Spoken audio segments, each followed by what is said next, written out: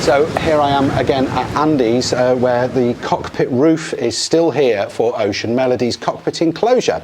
Now, a lot of people have been asking what's going on with that. Well, what's going on with it is we've just put it to one side for a couple of weeks while we're doing the house sitting, and we're using the opportunity while we're house sitting to do the sole boards for Ocean Melody's interior, as you know, because this is fine and can wait a little while. In fact, letting the epoxy cure for a bit longer is no bad thing. But because I was coming over to fetch the epoxy and bits and pieces that I need to continue the work on the sole boards, I've brought the Jonathan's amazing Merkur sander with the vacuum, and I'm going to just do a little bit of sanding so that when I get back here to finish off this and to continue with the cockpit enclosure roof, it's a little bit further along in its progress. It saves wasting the journey coming over here and doing nothing.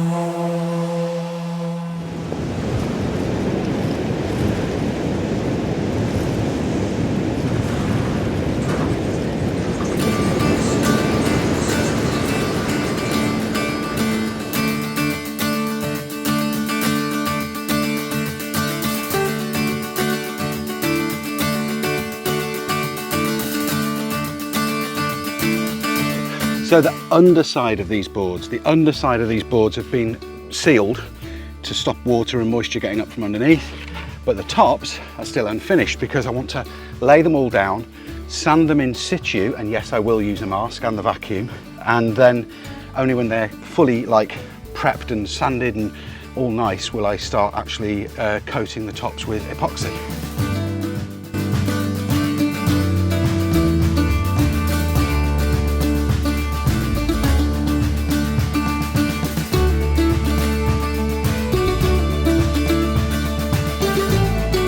I'm going to start putting these floorboards down. I'm not screwing them down initially, I'm just going to loosely put them down because I am certain that some of them are going to need fettling.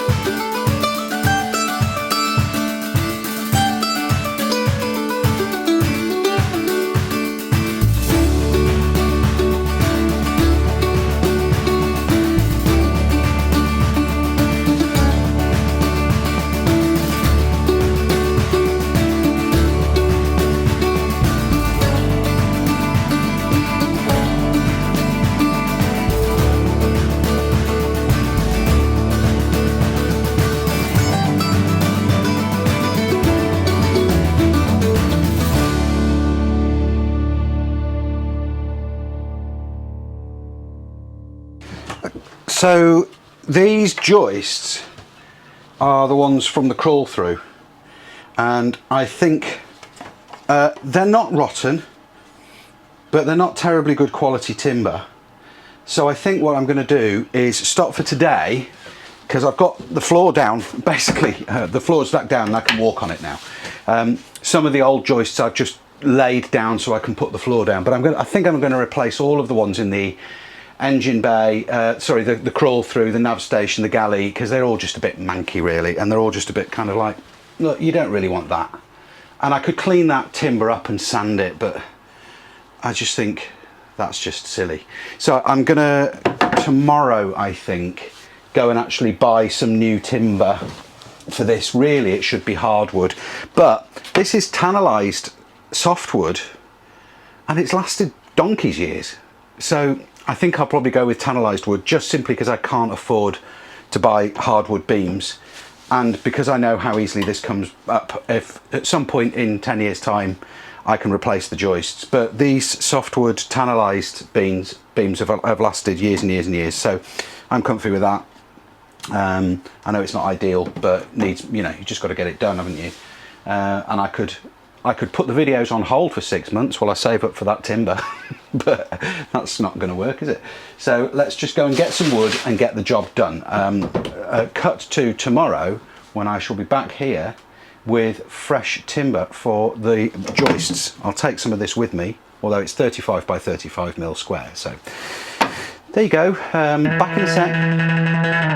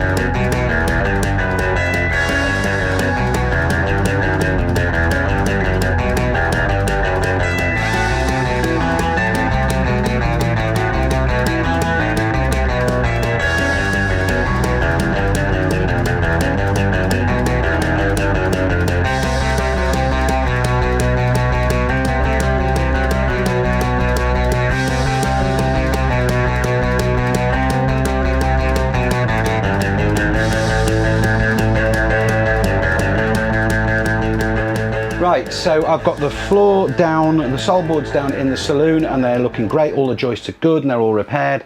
All the joists are good and repaired in the galley stroke chart table stroke nav station area. I've not done the crawl through yet, and I've not done the aft cabin. It's actually pitch black outside here. I've got loads of light on, but it's pretty difficult to work with such low lighting because these LED lights, they cast so much shadow. So I'll probably come back to that tomorrow.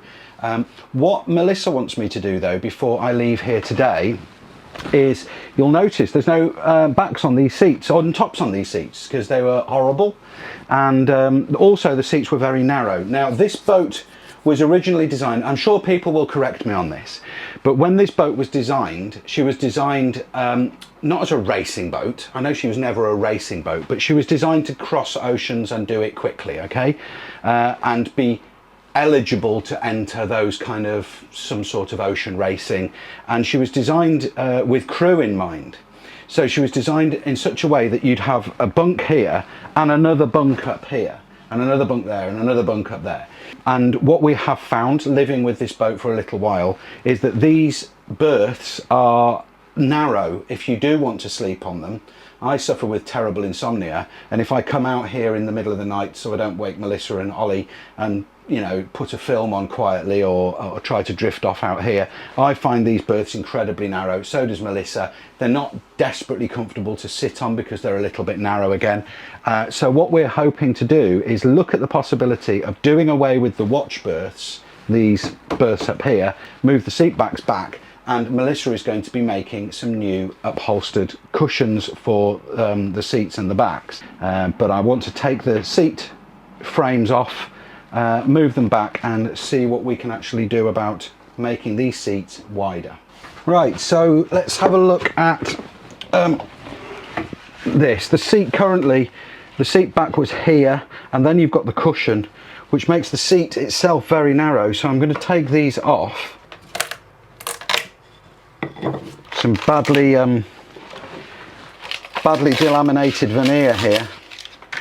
Fortunately, I'll get my moisture meter on this, but I mean, it's dry as a bone to touch, and I think it is just the veneer, not the plywood. That's the bulkhead, this here, and it's fully tabbed in. It's all glassed in there, and it's nice. There's nothing wrong with it. It's the cosmetic fascia that has gone a bit manky. Only behind the seat though, which is a bit strange. I don't know why it would go there, and it's not gone here. It's fine, but it's just the cosmetic. That's the actual bulkhead, and it's rock hard. Got the same issue here, look. It's just the veneers delaminated. Yeah, same here. The veneer is all peeling off, but that's the cosmetic veneer on the outside of the bulkhead. The bulkhead itself is rock solid and is tabbed in beautifully. 196.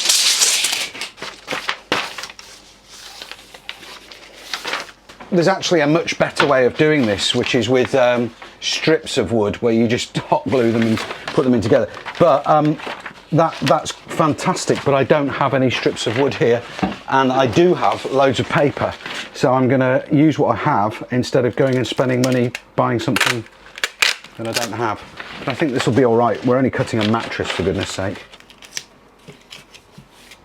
How wide is the cushion, the actual foam that we've got? Uncompressed, it's 9 inches, but I want to try and make it compress it to about 7 inches.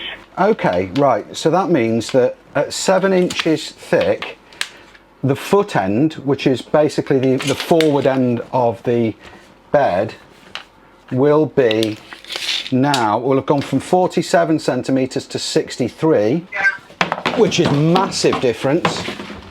And then if I say this is 7 inches up here, because like you say, it's going to be a bit squishy by the time we get up to there.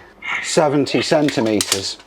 Well, just measure the cushions on the sofa in the lounge. Standard lounge sofa. Bear in mind that the bit you sit on goes underneath the seat back. Yeah. Yeah, so we can make these cushions, basically they'll be 68. They'll be similar to the ones on Jen's sofa. Yeah. So you heard it.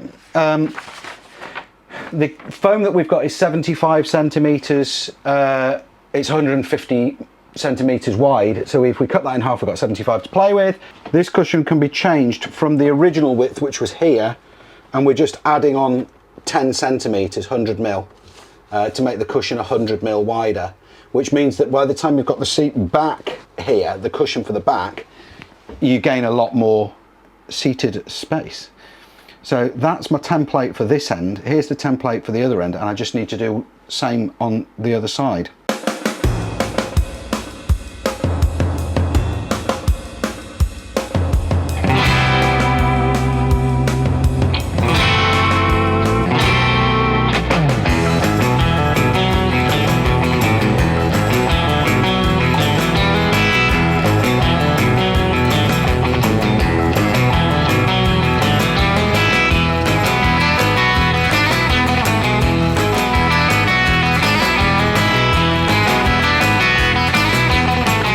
Well, you know what I'm thinking, don't you?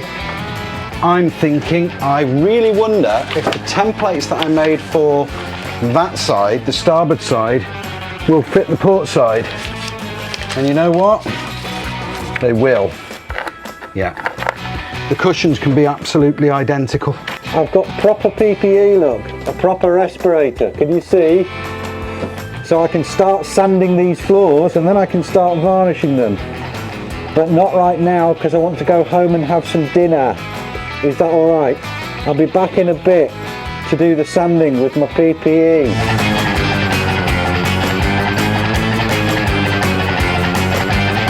Well, I'm back and I'm itching to get sanding and varnishing and epoxying on this floor, but I haven't done the crawl through yet and I haven't done the aft cabin. So I've just spent the last few minutes clearing away some of the stuff. This is the nature of boat work. You end up having to move everything from one bit of the boat to another bit of the boat to work on this bit of the boat, and then that bit of the boat's full of stuff. So now everything's in the forepeak, it's rammed in there. So the boat's probably sat like this. It's probably not very good for it.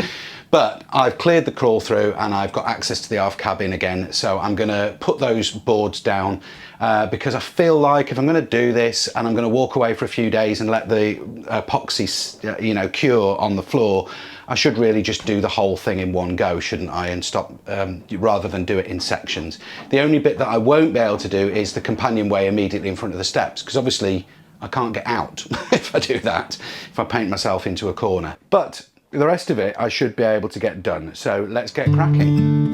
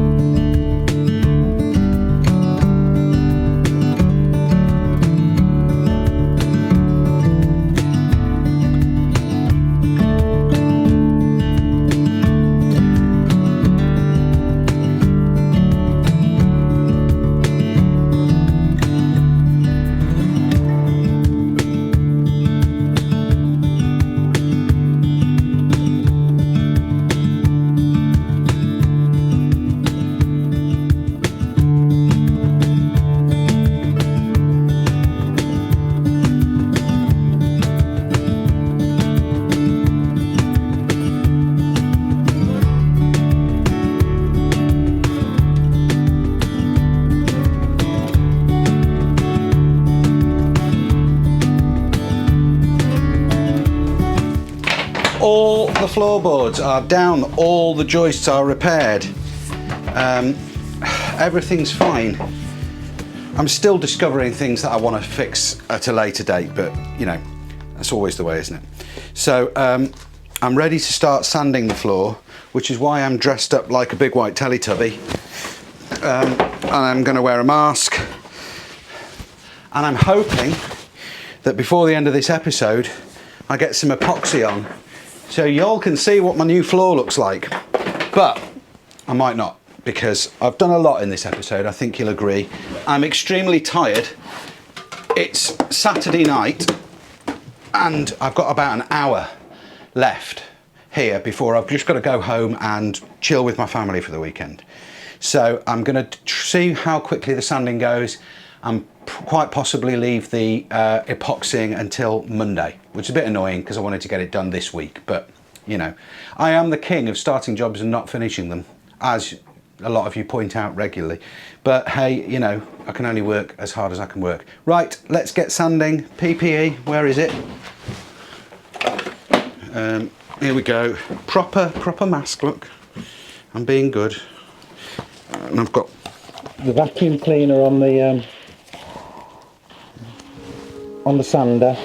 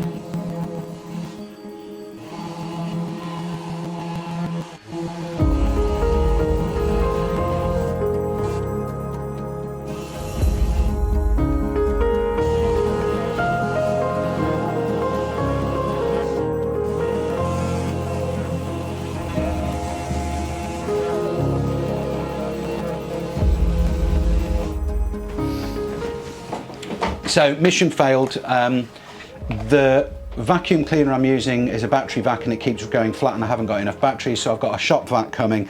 I'm just not happy with the extraction on that. It works great when the battery's full, but as soon as they go a bit flatter, it's not sucking out enough dust.